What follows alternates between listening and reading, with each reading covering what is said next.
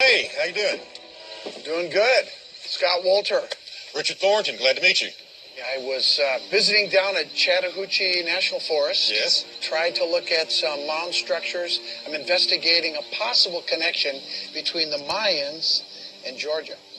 And tried to go look at these mounds, and I was denied. You're kidding. No, I was denied. First of all, I take it you support this whole Mayan-Georgia connection? Well, it's not even a theory, it's a fact. The Mayas are one of the Mexican Native American ethnic groups that became the Creek Indians. What are some of the things that to you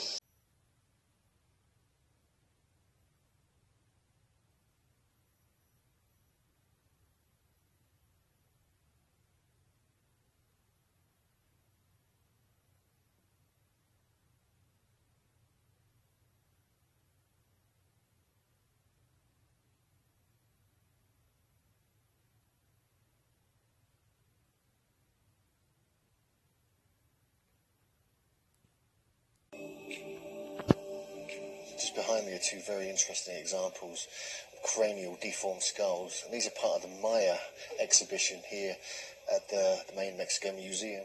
One of them is extremely large, and it has features that are described and photographed of the giants of North America, the sloping back skull, the protruding jaw, the powerful cheekbones, and it looks big. This looks much larger than a normal human skull. The smaller one is like is an infant, probably 10 years old, 12 years old, but you can still see that it's got massive deformity. Now, we've seen some examples from the Olmec, we've seen them in the Maya, and we know as we go around the Olmec world, we're going to see yet more examples. And so we know this was prevalent here all over Central America, as well, obviously, as in South America and in other parts of the world. The one on the right is an adolescent. The one on the left is a giant. It looks absolutely massive, but it does have a deformity. When you get around the back, you might be able to see it from the top. It does look like one of the classic giant skulls, like a Dina-type skulls almost, you find in North America. Whether it's just... It's bigger than probably not even 10 years old, this one. It's only got 20 teeth. Yeah? So that's a young person. Still shows a lot of deformation, a lot of work's done on it. Well, as you know, the deformation process begins very soon after childhood, and then takes 2 to 3 years for the bone material to calcify to the point where, from that point on, as the child grows, the skull retains that shape.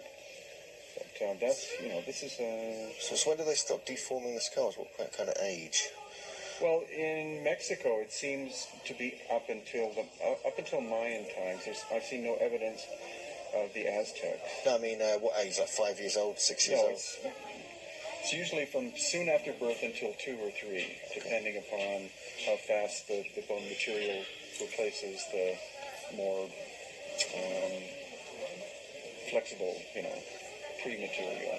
But that's more or less universal. It's very gradual process over 2 or 3 years.